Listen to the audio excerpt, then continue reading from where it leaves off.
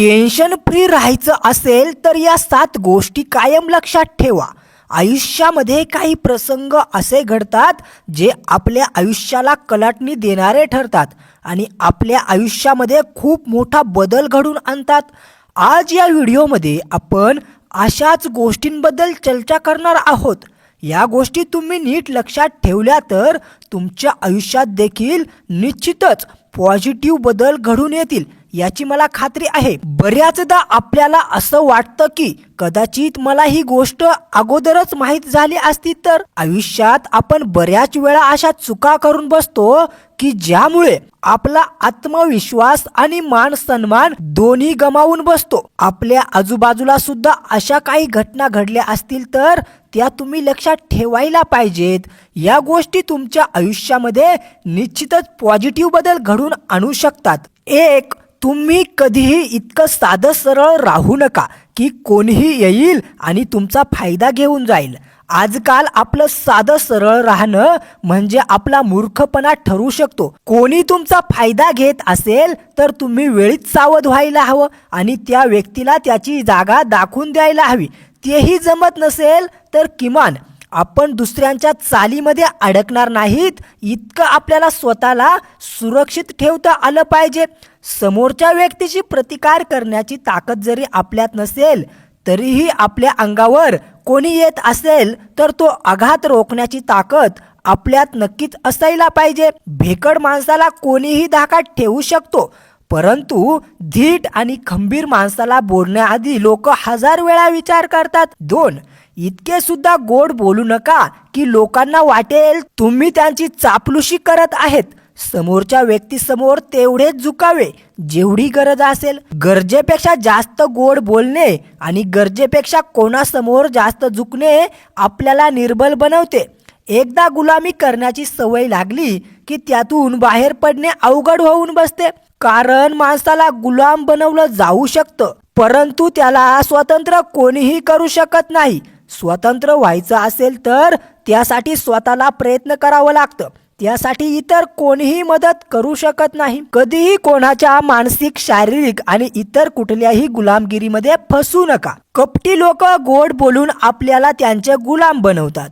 म्हणून प्रमाणापेक्षा जास्त गोड कोणाशीही बोलू नये आणि प्रमाणापेक्षा जास्त कोणासमोर झुकूही नये. 3. आयुष्याकडून आणि समाजाकडून जास्तीची अपेक्षा कधीच ठेवू नका. जवळजवळ दोन्ही बाबतीत आपला अपेक्षांवरती पाणी फिरलेला ठरलेलंच असतं. जीवनामध्ये अनपेक्षितपणे घटना घडत असतात, त्यामुळे आयुष्याकडून कुठलीही अपेक्षा आपण ठेवू शकत नाही.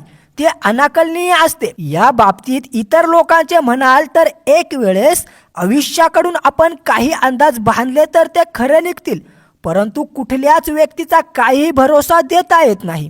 कोण कधी आपला अपेक्षा भंग करेल, विश्वासघात करेल याची शाश्वती देता येत नाही. या पृथ्वीवर सर्वात घातक आणि अनपेक्षित प्राणी कोणता असेल तर तो म्हणजे माणूस. म्हणून सुखी आणि आनंदी आयुष्य जगायचा एक गोष्टी नेहमी लक्षात ठेवा. अपेक्षा कमी तर दुःख कमी आणि अपेक्षा जास्त तर दुःखही जास्त. 4. दान करताना आपली आर्थिक स्थिती ढासळणार नाही इतकंच करायला हवं. कारण दान करण्याची दानत तर आपल्याला हवी, पण तेवढी ऐपतही असायला हवी. केवळ आपली प्रतिष्ठा वाढवण्यासाठी दान करू नका. आपल्याकडे काही नसेल तर आपण दान करणार तरी कशाचे? आणि दान करण्यामुळे जर आपली आर्थिक परिस्थिती बिघडणार असेल तर आपल्या कुटुंबाला त्याचा परिणाम भोगावा लागणार असेल. दान केल्याने आपल्या कुटुंबाला हानी पोहोचणार असेल तर अशा दानाला काहीही किंमत उरत नाही. 5. जीवनामध्ये मित्र असेच बनवावे जे जीवनभर आपल्या सोबत असतील. सुखासोबत दुःखामध्ये देखील आपली साथ देतील. असे मित्र आपल्याला काही चांगल्या गोष्टी देतील, चांगले मूल्य देतील, ज्यांच्यासोबत राहून आपलाही मान सन्मान वाढेल आणि आपली किंमतही वाढेल. आयुष्यात अशी चांगली लोक भेटत असतील तरच त्यांना मित्र बनवा, नाहीतर एकटं राहणं कधीही चांगलं. चांगला मित्र आपल्या आयुष्यात एक चांगल्या मार्गदर्शकाची भूमिका पार पाडत असतो. चांगला मित्र आपल्यासाठी दिशादर्शक असतो. या उलट वाईट मित्र आपले संपूर्ण आयुष्य उद्ध्वस्त करू शकतात. आपला सुखी संसार वाईट मित्रांमुळे उद्ध्वस्त होऊ शकतो. व्यसनी मित्रांच्या सहवासात राहून आपणही व्यसनी बनू शकतो, तर चोरांच्या सहवासात राहून आपण चोर बनू शकतो. 6. आपल्या कमतरता कोणाला सांगू नयेत, तसेच घडून गेलेल्या गोष्टींचा पश्चाताप देखील करू नये.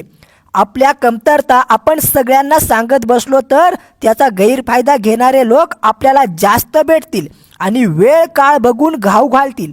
आपल्या कमजोर बाजू लोकांना सांगून स्वतःचे नुकसान करून घेऊ नका. आपल्या खाजगी आयुष्याबद्दल जेवढी गुप्तता ठेवता येईल तेवढी ठेवावी. घडून गेलेल्या गोष्टींबद्दल बऱ्याच वेळेस आपल्याला पश्चाताप होतो, पण त्या पश्चातापात किती काळ राहायचं, आपलं किती नुकसान करून घ्यायचं हे आपण आपलं ठरवायचं असतं. गेलेल्या वेळेची चिंता करण्यापेक्षा वेळेला सावधपणे सामोरं